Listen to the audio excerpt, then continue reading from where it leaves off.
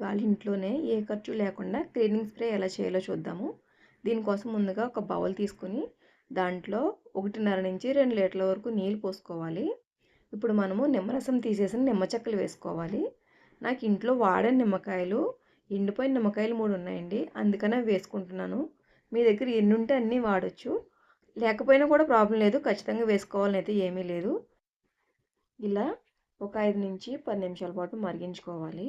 ఇప్పుడు దీంట్లో కళ్ళుప్పు వేస్తున్నానండి నేను. మీ దగ్గర కళ్ళుప్పు లేకపోతే సాల్ట్ అయినా వేసుకోవచ్చు. ఇవి వేసుకున్న తర్వాత ఇంకొక 5 నిమిషాల పాటు మరిగించుకోవాలి. ఇది మనకి చాలా మంచిగా క్లీన్ చేస్తుందండి. ఫ్లోర్ క్లీనర్గా పనిచేస్తుంది. గ్యాస్ స్టవ్స్ కానీ లేదా ఫ్రిడ్జ్ కానీ ప్రతిదీ కూడా క్లీన్ చేసుకోవచ్చు. చాలా చాలా బాగా క్లీన్ అవుతుంది. అలాగే మనకి దీనికి ఖర్చు కూడా ఏమి ఉండదండి. మనం పాడేసి నిమ్మ తొక్కలతోని ఇది చేస్తున్నాం కాబట్టి మనకి ఇది ఏ ఖర్చు లేకుండా కూడా మనం రెడీ చేసుకున్నట్టే. ఇలా మరిగించుకున్న తర్వాత ఇప్పుడు దీంట్లో 1 స్పూన్ వంట సోడా వేసుకోవాలి. వంట సోడా వేసిన తర్వాత మాత్రము స్టవ్ సిమ్లో పెట్టుకుని గరిటతో ఇలా కలుపుకోవాలండి, లేకపోతే పొంగిపోతుంది. లేదు మీకు ఇది ఇబ్బందిగా ఉంది అంటే ఇంకొంచెం పెద్ద గిన్నె పెట్టుకోండి, అప్పుడు మీకు అంత ఇబ్బందిగా అనిపించదు. ఇప్పుడు దీంట్లో 1 స్పూను విమ్ జెల్ వేస్తున్నానండి. మీ దగ్గర ఎనీ క్లీనింగ్ జెల్ ఏదైనా కూడా వేసుకోవచ్చు, విమ్ అని ఏం అక్కర్లేదు. ఇక్కడ నా దగ్గర ఇది ఏది లేకపోతే మీకు సర్ఫ్ పౌడర్ కూడా వేసుకోవచ్చండి, అది కూడా బాగానే పనిచేస్తుంది. ఇలా ఇంకొక 5 నిమిషాల పాటు మరిగించుకోవాలి. మనకి ఈ నిమ్మ తొక్కలో రసం అంతా బయటకు వచ్చే వరకు ఇలా మనం మరిగించుకోవాలండి. ఇప్పుడు ఒక 1/2 కప్పు వెనిగర్ వేస్తున్నాను.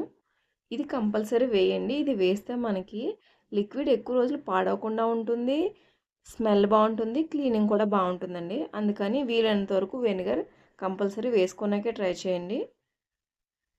ఇప్పుడు దీన్ని స్టవ్ ఆఫ్ చేసి బాగా చల్లారే వరకు ఉంచాలండి.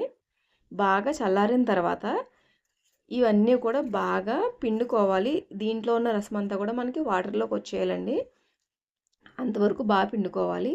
ఇప్పుడు వీటి పిండేసి నిమ్మ తొక్కలతో కూడా మనము వేరే ప్రోడక్ట్ చేసుకోవచ్చు. అది కూడా క్లీనింగ్ ప్రోడక్టే. అది కూడా మనకి ఇత్తడి వస్తువులు కానీ లేదా రాగి వస్తువులు కానీ చాలా బాగా క్లీన్ అవుతాయండి.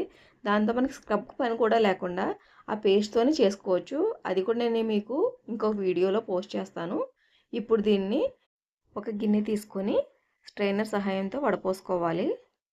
ఇలా వడపోసుకున్న తర్వాత దీన్ని తడి లేని బాటిల్లో స్టోర్ చేసుకోవాలండి. తడి ఉంటే తొందరగా పాడవుతుంది, సో తడి లేకుండా చూసుకోవాలి. ఇందులో మనం ఏ కెమికల్స్ యూజ్ చేయం కాబట్టి తడి లేకుండా చూసుకోవాలి.